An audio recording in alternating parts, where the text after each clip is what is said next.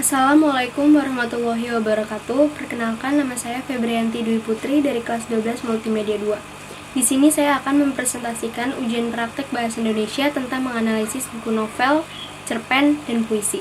Yang pertama, saya akan mempresentasikan tentang laporan menganalisis buku novel. Buku novel yang saya akan analisis adalah buku novel berjudul Laskar Pelangi.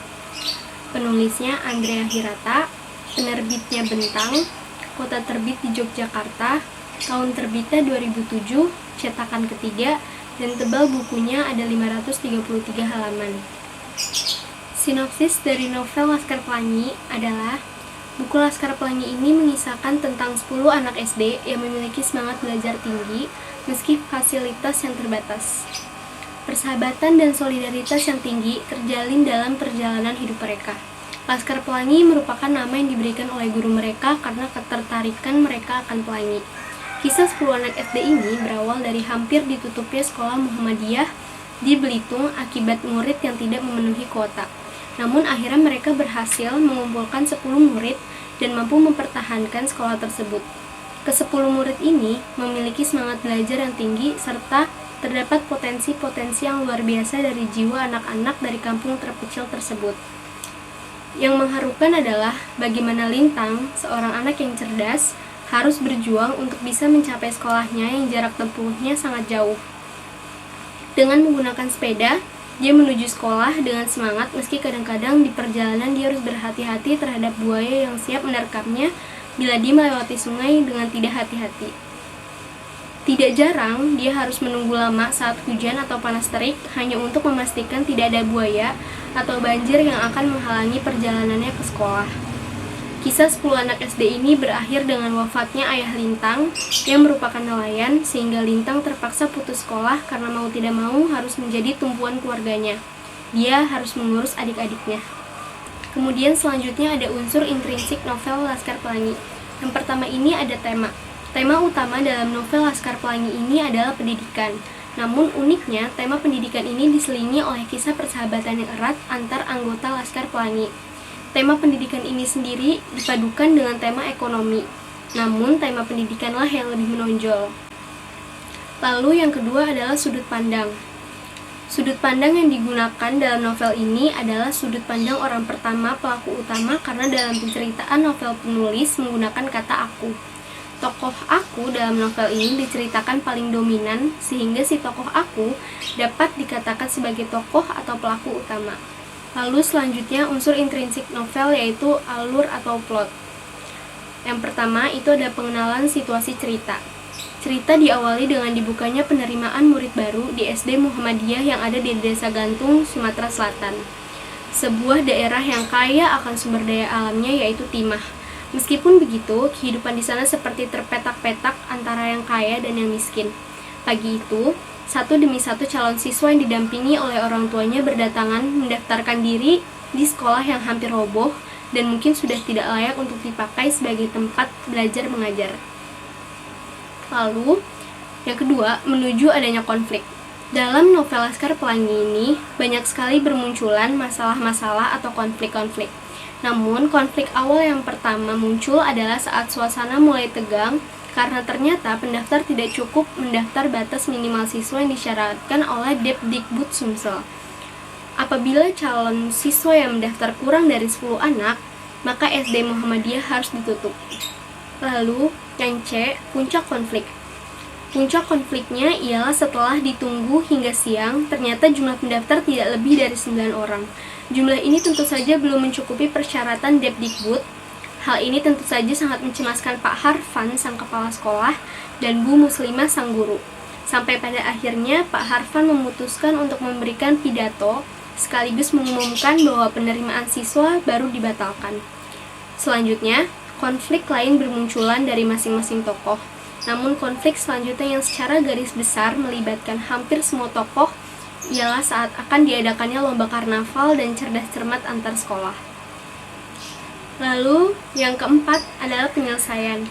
Sesaat hampir saat Pak Farhan memulai pidatonya untuk memberitahukan bahwa penerimaan siswa baru di SD Muhammadiyah dibatalkan, seorang ibu muncul untuk mendaftarkan anaknya yang bernama Harun yang mengidap keterbelakangan mental.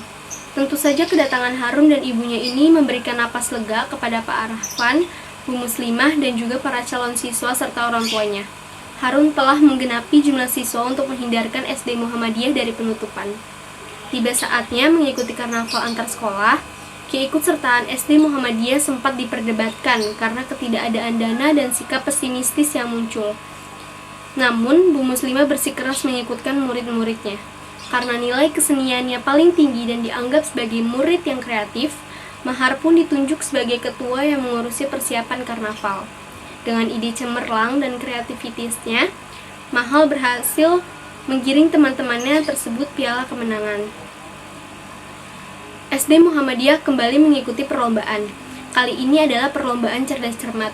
Bu Muslimah, Ikal, dan kawan-kawan sempat khawatir karena tak lama perlombaan akan dimulai, namun ujung tombak tim mereka belum juga datang. Untungnya, meski hampir terlambat, akhirnya si cerdas itu pun datang, yang bernama Lintang. Awalnya tim dari SD Muhammadiyah tertinggal angka melawan SD PN dan SD Negeri. Namun pada saat memasuki soal yang berbau angka, SD Muhammadiyah mengejar ketertinggalan dan berhasil keluar sebagai juara. Lalu yang selanjutnya adalah latar. Yang pertama adalah latar tempat. Latar tempat yang digunakan dalam novel ini adalah di sebuah sekolah bernama SD Muhammadiyah yang terletak di Desa Gantung, Kabupaten Gantung, Belitung Timur, Sumatera Selatan. Namun, ada pula yang latarnya adalah di rumah, pohon, gua, tepi pantai, pasar, dan lain-lain, tapi masih di kawasan Belitung. Lalu yang kedua, latar waktu. Dikarenakan novel Laskar Pelangi ini merupakan novel yang menceritakan kisah nyata, meski ada bumbu imajinasi, maka latar waktu yang disampaikan pun jelas, yaitu terjadi pada tahun 1974. Lalu latar suasana. Latar suasana yang ada di dalam novel ini beragam dikarenakan konflik-konflik yang muncul juga beragam. Latar suasana dibagi menjadi 3. Di sini ada suasana sedih. Salah satu peninggalan cerita yang menggambarkan suasana sedih ialah saat Ikal, teman-temannya dan Bu Muslimah berpisah dari Lintang, yang memutuskan berhenti sekolah karena harus mengurusi keluarga yang ditinggal mati ayahnya. Lalu yang kedua ada suasana cemas. Salah satu penggalan cerita yang menggambarkan suasana cemas ialah saat Pak Harfan, Bu Muslimah, dan calon murid SD Muhammadiyah beserta orang tuanya menunggu untuk menggenapkan calon siswa yang mendaftar agar sekolah tidak ditutup. Lalu yang ketiga adalah suasana senang. Salah satu penggalan cerita yang menggambarkan suasana senang ialah saat tim cerdas cermat SD Muhammadiyah berhasil memenangkan pertandingan. Lalu unsur intrinsik novel selanjutnya adalah penokohan. Yang pertama di sini adalah Ikal. Ikal atau di dalam novel ini berperan sebagai Aku adalah tokoh utama. Ikal merupakan salah satu anggota Laskar Pelangi di sekolah. Ia termasuk murid yang sangat pandai, namun kepandaiannya masih di bawah temannya yaitu Lintang. Yang kedua ada Taprani. Taprani adalah sosok yang tampan, rapi, perfeksionis, lumayan pintar bicara seperlunya atau pendiam, santun, sangat berbakti kepada orang tua, dan manja. Lalu yang ketiga ada Sahara. Sahara adalah salah satu murid perempuan yang bersekolah di SD Muhammadiyah. Tubuhnya ramping dan selalu berjilbab rapi. Di sekolah dia termasuk murid yang pintar. Lalu yang keempat ada Akyong. Akyong adalah salah satu murid yang merupakan keturunan Tionghoa yang bersekolah di SD Muhammadiyah. Sifatnya begitu polos dan selalu mempercayai apa yang dikatakan Mahar. Ia selalu menjadi pendukung sekaligus pengikut setia Mahar. Yang kelima ada Harun. Harun yang sudah mulai memasuki jenjang pendidikan sekolah dasar pada usia 15 tahun ini mengidap keterbelakangan mental. Sifatnya yang santun, pendiam, dan murah senyum, dan hobi mengunyah permen asam. Lalu yang keenam ada Kucai. Kucai merupakan salah satu anggota Laskar Pelangi yang diamanahi sebagai ketua kelas. Dan ia sempat frustasi ketika sempat menjadi ketua kelas karena kesulitan mengatur teman-temannya. Lalu yang ketujuh ada Lintang. Lintang merupakan anak yang paling jenius dan gigih di antara teman-temannya. Yang kedelapan ada Mahar, yang memiliki bakat di bidang seni, baik itu menyanyi, melukis, seni rupa, dan lain sebagainya. Ia merupakan anak yang tampan, imajinatif, dan kreatif. Lalu yang kesembilan, itu ada Bu Muslimah Hafsari. Ia sangat gigih dalam mengajar meskipun gajinya tidak dibayar. Ia berdedikasi terhadap dunia pendidikan. Wanita cantik yang menyukai bunga ini memiliki pendirian yang progresif dan terbuka terhadap ide baru. Ia termasuk orang yang sabar dan baik hati. Lalu unsur intrinsik novel yang selanjutnya adalah amanat. Yang pertama, jangan mudah menyerah oleh keadaan atau jangan putus asa. Keadaan boleh saja serba kekurangan, namun kekurangan janganlah menjadi alasan untuk tidak berusaha. Justru jadikanlah kekurangan itu sebagai motivasi untuk bisa menutupinya. Yang kedua, jauhi sifat pesimis. Saat mengadahkan perasaan kepada orang-orang yang ada di atas kita, bukan berarti kita harus merasa kecil dan lemah di hadapan mereka. Kita ada di bawah, bukan berarti kita tidak bisa seperti orang yang ada di atas. Lalu yang ketiga adalah sebagai guru, haruslah dengan ikhlas mengajar dan berdedikasi tinggi terhadap pendidikan. Dalam novel ini diceritakan seorang guru yang begitu tinggi dedikasinya terhadap pendidikan. Guru diibaratkan kompas yang menunjukkan kemana murid-muridnya akan pergi. Lalu selanjutnya adalah unsur ekstrinsik novel. Yang pertama adalah latar belakang tempat tinggal. Lingkungan tempat tinggal pengarang mempengaruhi psikologis penulisan novel. Apalagi novel Laskar Pelangi merupakan adaptasi dari cerita nyata yang dialami oleh pengarang langsung. Letak tempat tinggal pengarang yang jauh berada di Desa Gantung, Sumatera Selatan ternyata benar-benar dijadikan latar tempat bagi penulis novelnya. Yang kedua adalah latar belakang sosial dan budaya. Adanya perbedaan status antara komunitas buruh tambang dan komunitas pengusaha yang dibatasi oleh tembok tinggi merupakan latar belakang sosial, di mana interaksi antara kedua komunitas ini memang ada dan saling ketergantungan. Komunitas buruh tambang memerlukan uang untuk melanjutkan kehidupan, sedang komunitas pengusaha memerlukan tenaga para buruh tambang untuk menjalankan usaha mereka. Lalu yang ketiga adalah latar belakang pendidikan. Dalam novel ini terkandung banyak sekali nilai-nilai edukasi yang disampaikan pengarang. Begitu banyak cabang ilmu pengetahuan yang diselipkan antara lain seperti sains, fisika, kimia, biologi, astronomi. Pengarang gemar sekali memasukkan istilah-istilah asing ilmu pengetahuan yang tertuang dalam cerita. Ini menandakan bahwa pengarangan memiliki tingkat pendidikan yang tinggi. Lalu yang keempat adalah latar belakang religi atau agama. Latar belakang religi atau agama si pengarang sangat terlihat seperti pantulan cermin dalam novel Laskar Pelangi ini. Nuansa keislamannya begitu kental. Dalam beberapa penggalan cerita, pengarang seringkali menyelipkan pelajaran-pelajaran mengenai keislaman. Kemudian ada kesimpulan buku novel ini. Yang pertama ada kelemahan bukunya. Adanya penggunaan nama-nama ilmiah dalam cerita-ceritanya, hal ini membuat pembaca kurang nyaman dalam membaca. Apalagi glosarium diletakkan di bagian belakang novel. Hal ini menambah ketidakpraktisan memahami istilah-istilah ini. Selain itu, imajinasi pembaca bisa terhambat jika mereka tak memahami istilah-istilah tersebut. Alura yang tidak jelas, apalagi tidak disebutkan tahun berapakah tiap-tiap peristiwa itu terjadi. Lalu yang kedua ada keunggulan buku. Kelebihan buku ini menceritakan tentang persahabatan dan setia kawanan yang erat dan juga mencakup pentingnya pendidikan yang begitu mendalam, serta kisahnya yang mengharukan. Lalu yang ketiga, ada kesimpulan buku ini. Novel ini sangatlah bagus bagi para pelajar yang mendapat kemudahan ekonomi dalam menggapai pendidikan, juga bagi para pendidik dan pemerintah yang memiliki kemajuan untuk memajukan pendidikan Indonesia. Karena novel ini memiliki banyak pesan moral, pendidikan, dan sosial yang sangat bagus. Selanjutnya saya akan mempresentasikan tentang menganalisis buku cerpen.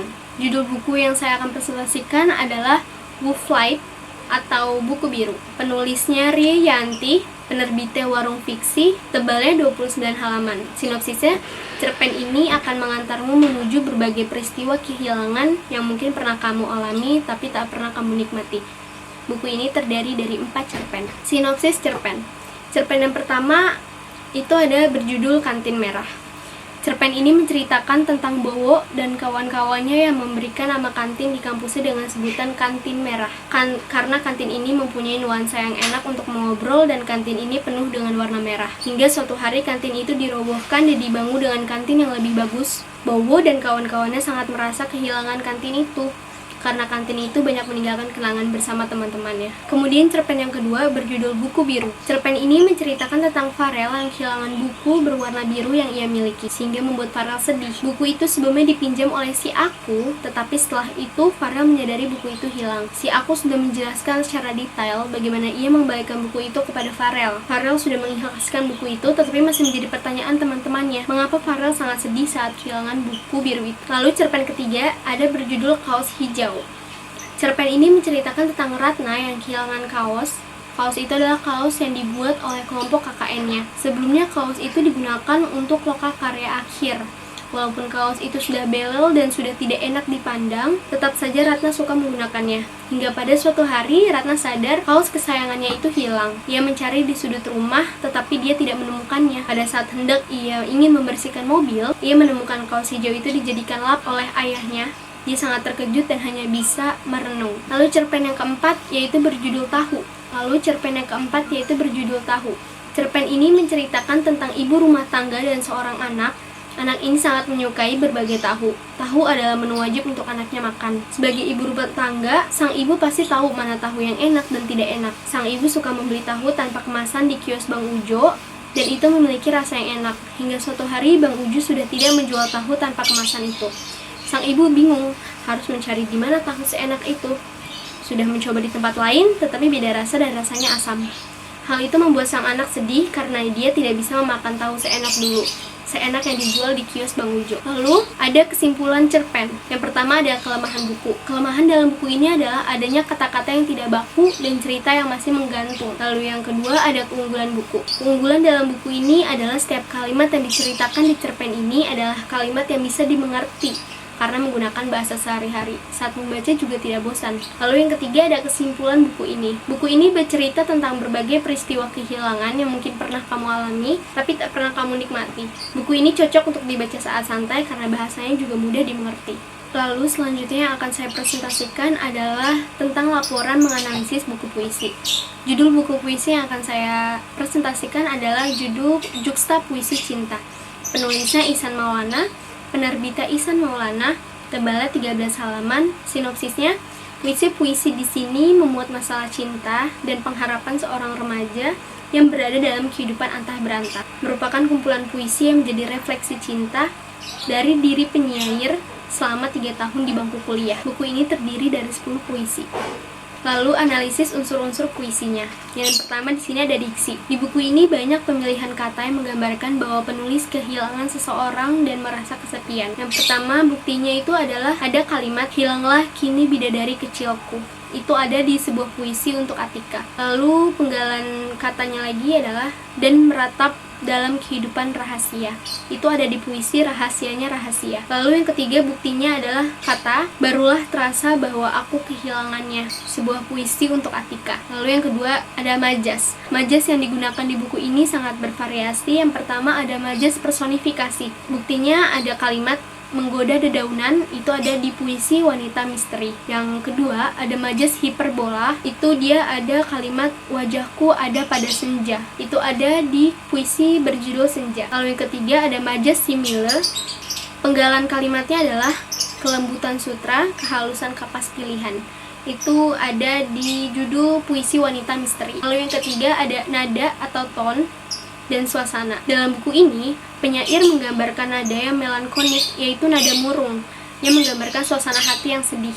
Namun ada juga yang flat, tekanan suara lebih rendah dan perlahan, serta sesuai puisi ini yang menceritakan bahwa penulis sedang kesepian. Dalam buku ini adalah rata-rata berisi puisi bertema cinta. Yang keempat temanya adalah tema kumpulan cerita ini adalah tema tentang cinta dan pengharapan seorang remaja yang berada dalam kehidupan antah berantah.